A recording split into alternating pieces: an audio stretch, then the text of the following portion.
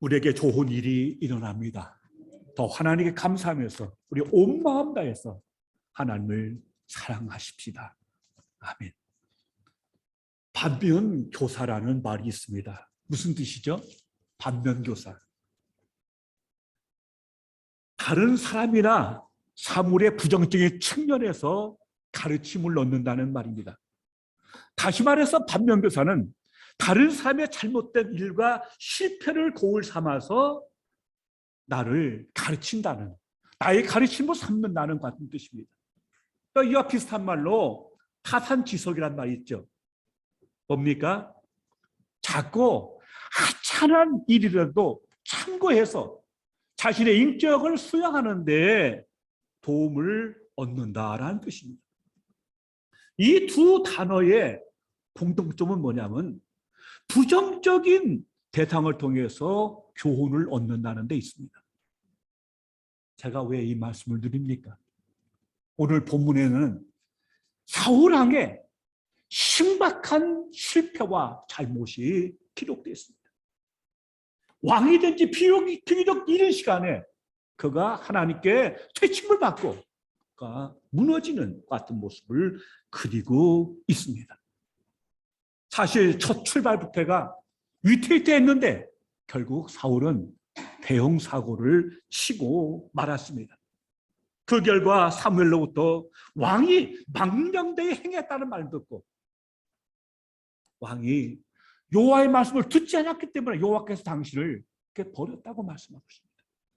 그리고 여호와께서 그의 마음에 맞는 자를 다시금 백성의 지도자로 세울 것이다 라는 정치적 사망 선고를 받는 것이 오늘 본문에 기록되어 있습니다.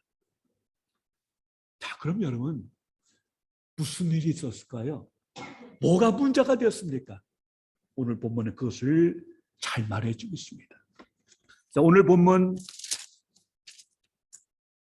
보시면은 그 이스라엘 왕이 된 사울이 40살에 왕이 됐다고 되어 있습니다. 그리고 오늘 사건은 왕이 된 지 2년 후에 되어진 것입니다. 사울은 이스라엘 왕이 된 다음에 상비군을 뽑았어요. 3,000명을 뽑았어요. 그래서 2,000명은 자기가 다스리고 나머지 1,000명은 요나단이 다스리는 같은 상비군 체제를 만든 걸 볼 수 있습니다. 그런데 요나단이 여기 보시면 그 게바에 있는 블레셋 사람의 그 수비대를 쳤어요. 공격을 했어요. 그러니까 블레셋 사람이 화가 나갖고는 이것도 그냥 두도 안겠다 싶어갖고는 전체 블레셋이 일어났는데 그 수가 어마어마한 겁니다. 병거가 30,000이에요. 그리고 마병이 6,000명이에요. 병거는 전차에다가 말을 해갖고 그 군인이 싸우는 건데 지금으로 말하면 탱크죠. 지금 탱크와 맞먹는 것 같은 당시 세계는 굉장히 최고급 병기인 것을 볼 수 있습니다.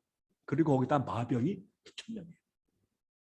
그리고 일반 백성이 일어나는데 바닷가의 모래처럼 아주 어마어마한 백성이 쳐들어 올라오는 겁니다. 그리고 결국 민망스러운 것에 진을 치고 있었습니다.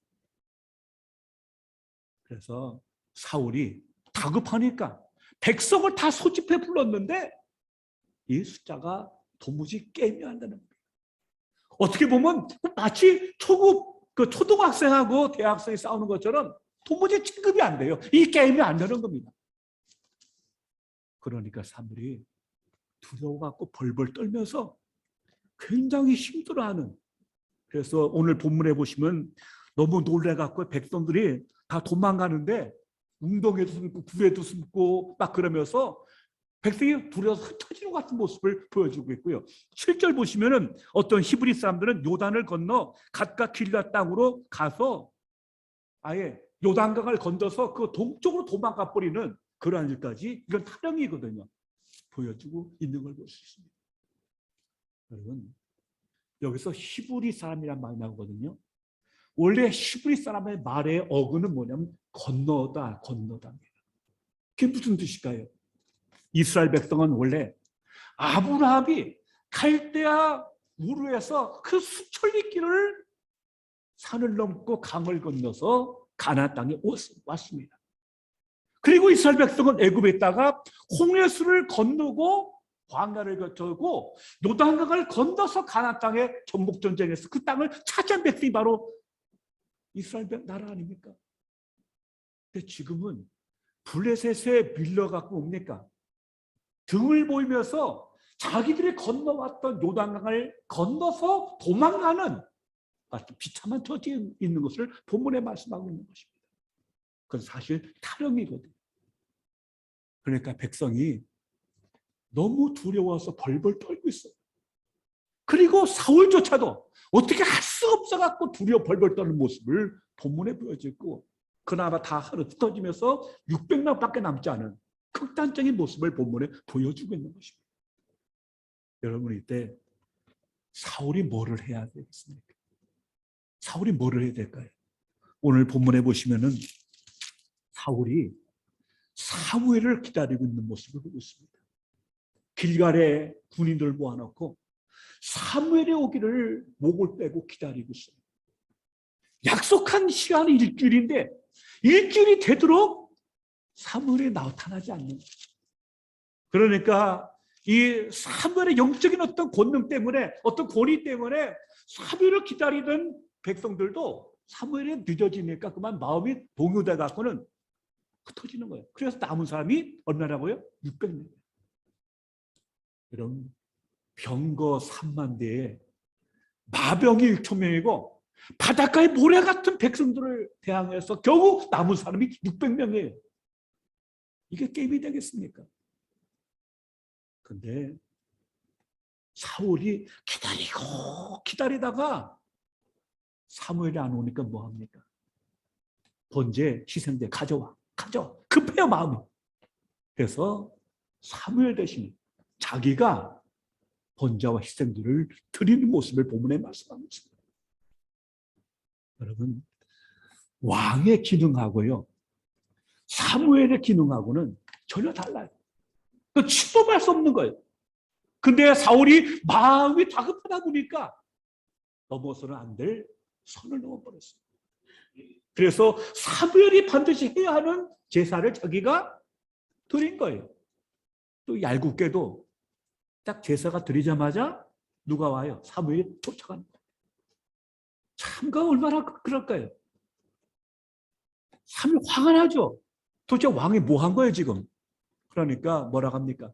여차 하는데 내가 어쩔 수 없어서 어떻게 할 수가 없어서 어쩔 수 없이 내가 뭐요? 제사를 드렸다고 변명을 하는 것입니다. 이 말을 듣고 사무엘의 말이 오늘 본문이죠. 왕이 망령되다는 말은 뭐냐? 어리석다는 것입니다. 해서는 안 될 일을 했다는 겁니다. 망령되게. 왕이 여호와의 말씀을 버렸기 때문에 왕도 여호와 뜻 방식을 버려서 그 왕의 자리에서 내려오게 할 것이다. 그리고 그의 마음에 맞는 삶을 뽑아서 그 자리에 백성의 지도자로 세울 거라고 하는 정치적 사망 선고를 내리고 된 것입니다. 자, 여러분 그러고 나서 사무엘은요 일어나갖고 그냥 기부하러 가버렸어요. 참 여러분 그때 이 사울이 얼마나 힘이 들었을까요? 얼마나 외롭고 힘든 싸움을 해야 했을까요? 사무엘이 지지해주고 기도해주고 온 백성이 다 다섯주 잘한다 길 넣어줘도 사실 이 게임은 이 싸움은 거의 불가능한 싸움인데 정치적 사망성을 내리고 사무엘을 갚버리고 흩어지고 참으로 사울은 정말 외롭고 힘든 싸움을 할 수밖에 없는 정말 코너에 몰리고 있는 것 같은 모습을 본문에 보여주고 있는 것입니다. 여러분 그러면 왜 이것이 문제가 될까요? 왜 문제가 될까요? 저는 이 본문 보면서 궁금한 게 있어요. 아니 이렇게 승산없는 싸움을 애초에 왜 시작을 했을까요? 그렇지 않습니까? 내가 가진 요것밖에 없는데 어떻게 저 많은 군대를 대당해 싸우려고 그런 정보도 아예 없었는지 어떻게 승산없는 싸움을 시작을 했을까? 참 이게 궁금해요. 왜 이렇게 싸웠을까요? 여러분 본문 어디 살펴봐도요. 전번에 암몬 나하스 왕과의 싸움처럼 사울에게 여호와의 신이 여호와 영이 열었다는 말이 없어요. 없죠? 없어요. 그리고 어딜 살펴봐도 너 일어나서 블레셋과 싸우라는 하나님의 말씀이 없어요. 없어요. 오늘 본문 보시면 요나단이 그 블레셋 수비대를 싱글로다가 전쟁이 시작되고 있거든요. 그럼 전술학에서는요, 내가 다른 나라를 치고 공격하려면 적어도 내가 상대방보다 3배의 전투력이 있어야 가능해요. 그게 정상적인 거거든요. 어떻게 이렇게 빈약한 전투력을 가지고 어떻게 그 대군을 맞서 싸울 생각을 했는지, 너무 무모한 전쟁을 혼자 하고 있는 거예요. 그리고 오늘 19절 이하를 볼 것 같으면요, 이스라엘에 철공이 없다고 말하고 있습니다. 대장장이가 없어요. 그래서 이스라엘 자체적으로 칼창을 만들 수 있는 체자가 못 됐어요. 당시 이스라엘 총독이 문화였고 블레셋은 철기 문화였어요. 왜? 그리스에서 로브 그쪽에서 바닷가랑 입수해 왔거든요. 그러니까 총독이 문화하고 철기 문화가 깨면 안 돼요. 싸우면 안 돼요. 이 말은 뭐냐? 이스라엘 나라 전력은 군사력으로나 경제력으로나 블레셋과는 도저히 싸움의 상대가 되지 못했다는 사실을 여기서 언급하고 있는 것입니다. 그래서 또 싸움을 시작을 했어요. 싸움을 먼저 걸었어요. 그러나 성경 어디를 살펴봐도 하나님께서 싸우란 말씀이 주어진 적이 없고 여호와 영이 임한 것도 없어요. 결론은 뭡니까? 요나단이 무모하게 싸움을 건 겁니다. 요나단은 사울의 아들입니다. 그 당시 약 20세로 추정되고 있습니다. 근데 참 희한한 게요, 3,000명 상대군 중에서 사울이 2,000명을 다스리고 요나단이 1,000명을 건드렸거든요. 그 어린 아들한테. 그것도 좀 문제가 있는 거죠. 그러니까 젊은 객기로다가 무모하게 싸움을 건 거예요. 그래서 싸워서는 안 될 시기에 자기 마음대로 싸움을 시작한 거, 이것이 첫 번째 패착입니다. 두 번째 중요한 것은 그가 사무엘을 기다리지 못한 겁니다. 약속된 기간이 일주일이었는데 그날이 다 되도록 사무엘에 도착하지 않은 거예요. 그럼 여러분, 왜 사무엘은 그렇게 목에 빠져라고 기다리고 있는데, 근데 사실 성경 자세히 보면 일주일 넘어서 온 게 아니고 그날 왔어요. 일주일 안에 온 거예요. 근데 못 기다려서 일을 저지르고 만 거예요.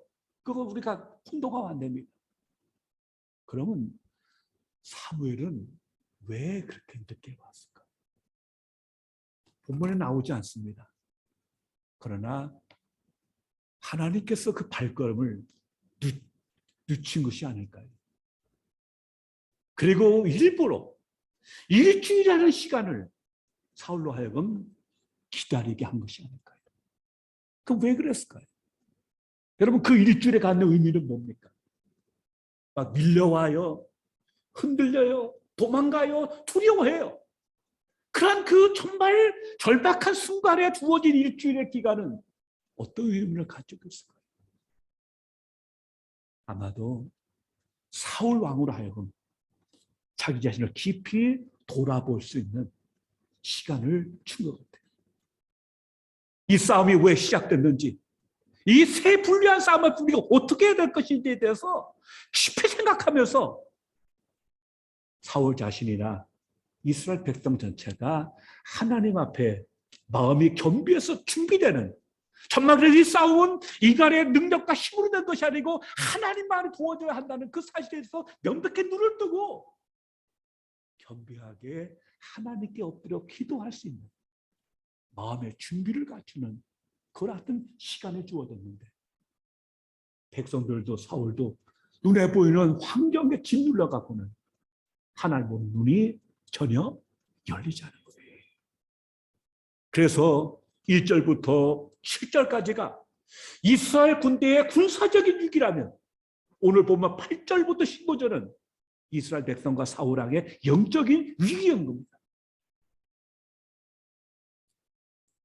애초에 이 싸움이 어떻게 시작된 것부터 시작해서 이 절대불리한 싸움을 우리가 어떻게 극복할 것인가?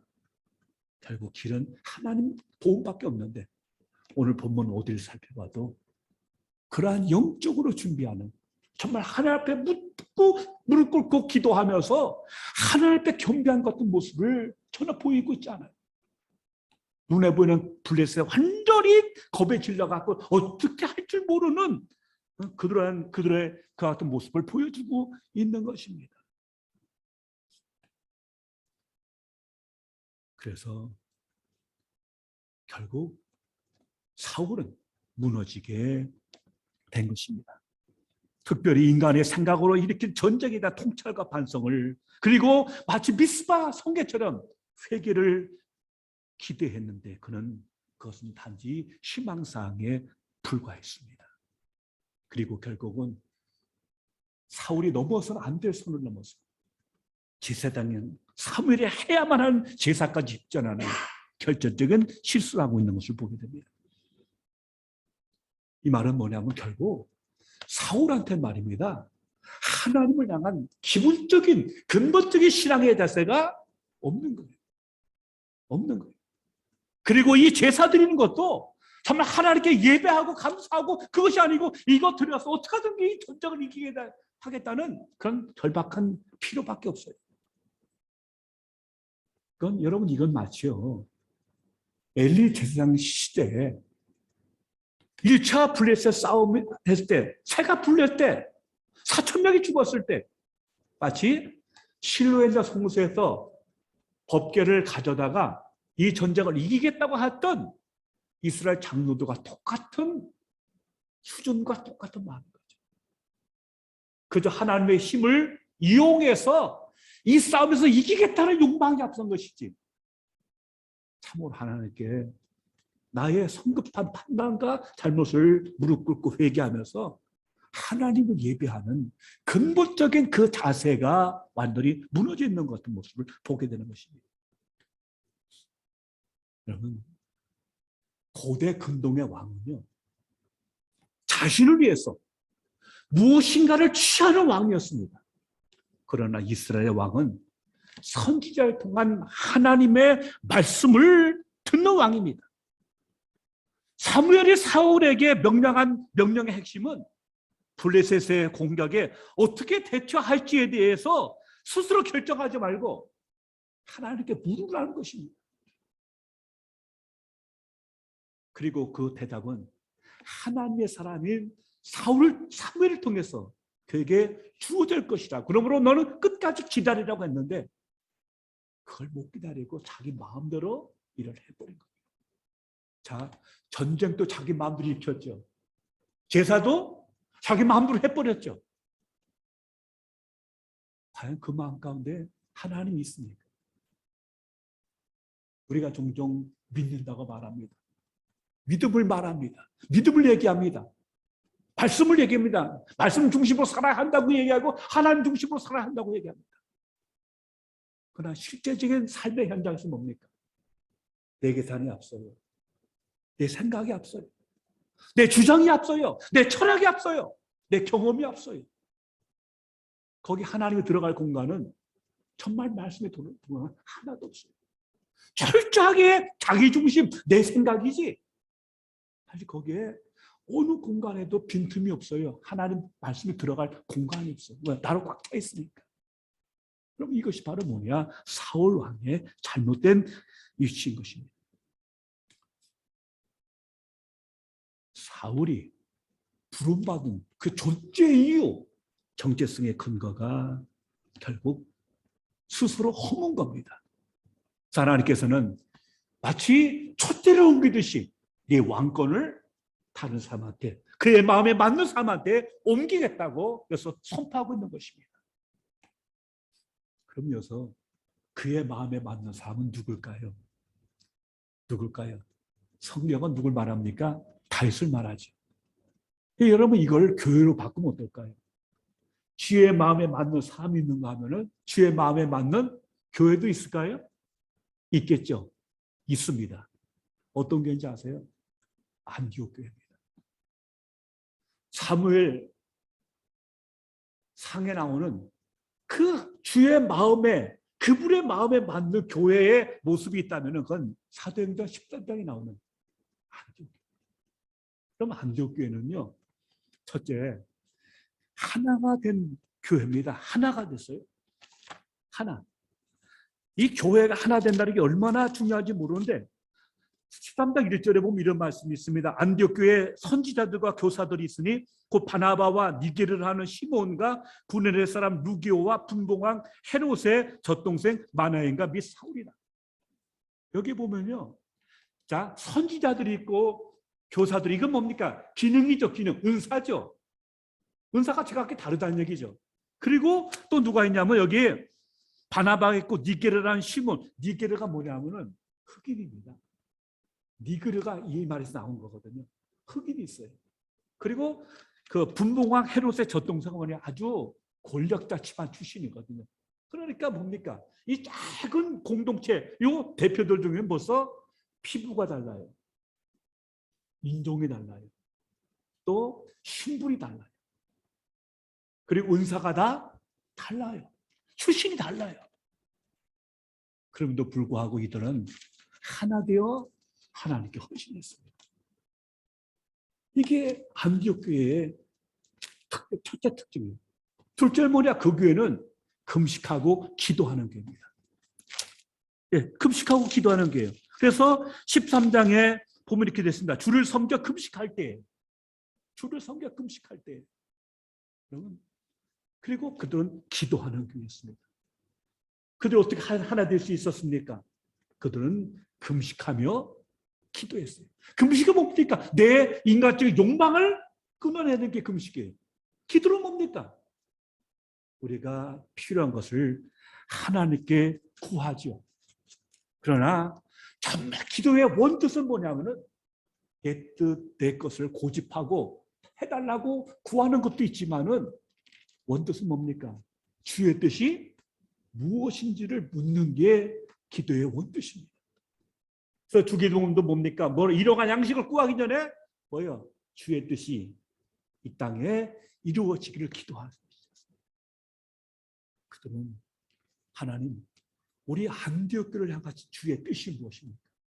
주님의 꿈이 무엇입니까? 우리에게 뭘 원하십니까? 하면서 자기들 교회 안디옥 교회를 향하신 하나님의 뜻을 물었어요. 그때 하나님께서 어떻게 응답하십니까? 세 번째 보시면은 주를 섬겨 금식할 때 성령이 이르시되 내가 불러 시키는 일을 위해서 바나바와 사울을 따로 세우라 하시니, 성령께서 이르시되, 여러분 어떤 교회가 참 그의 마음에 합당한 교회입니까? 성령의 음성을 듣는 교회입니다. 하늘의 소리를 듣는 교회입니다. 당의 얘기, 우리의 얘기가 아닙니다. 성령이 가라사대 성령의 음성을 듣는 교회예요. 하늘의 음성을 듣는 교회. 그리고 그 음성에 순종하는 거죠. 자, 보시면은 이에 금식하고 기도하고 두 사람에게 안수하여 보내니라. 이렇게 해서 그 위대한 안디옥 선교 시대가 화려하게 열리게 된 것입니다. 그래서 바나바, 사울을, 바울을 보내갖고 제2차, 3차 통해서 정말 그 유럽과 아시아, 소아시아 전체, 그때 복음이 흘러가는 선교역 황금길을 열었던 기적의 시대가 열리게 됐던 것입니다. 그래서 4절 보면 두 사람이 성령의 보내심을 받아 실루기아에 내려가 거기서 배 타고 구부로 가고, 그래서 제1차 바울의 선교 여행이 시작된 줄로 믿습니다.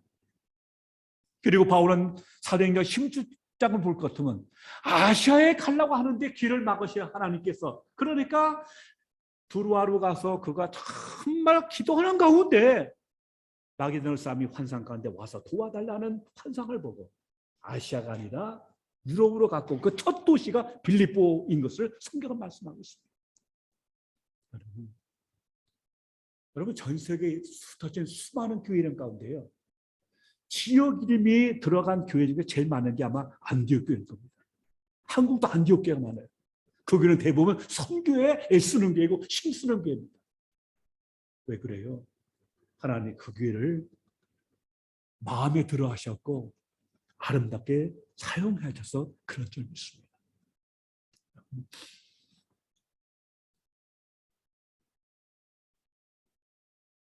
사울이 실패한 것은 성령의 음성을, 하나님의 음성을 듣지 않고 성령에 붙들리지 않고 자기 마음대로 전쟁을 일으키고 자기 마음대로 제사를 드리고 기다리지 않았던 겁니다.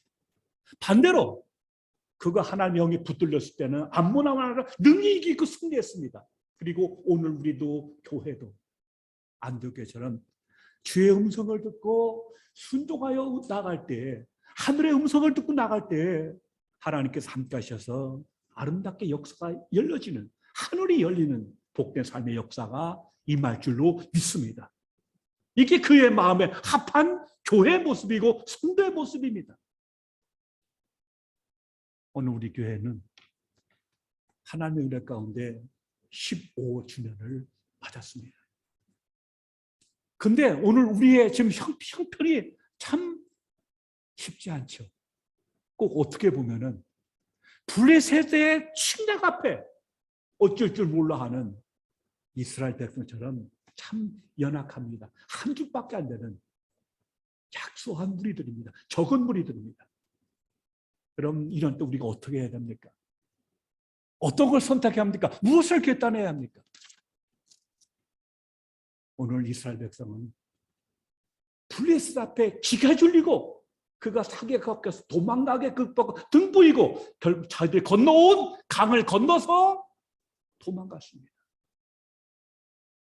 코로나라고 하는 거대한 블레셋 앞에 혼비백산하고 도망가는 교회의 모습의 등을 보일 것인지, 이 시대의 세속화의 거대한 물결 앞에, 세상의 거대한 유혹과 그 유혹 앞에 어쩔 줄 모르고 교회가 우리가 건너온 요단강을 건너서 도망가야 할지, 아니면 세 분리하고 한 줌밖에 안 되는 사람들이라도 요 하나님의 이름을 부르며 하나님께 전복적으로 기도하고 주의 도움을 구해서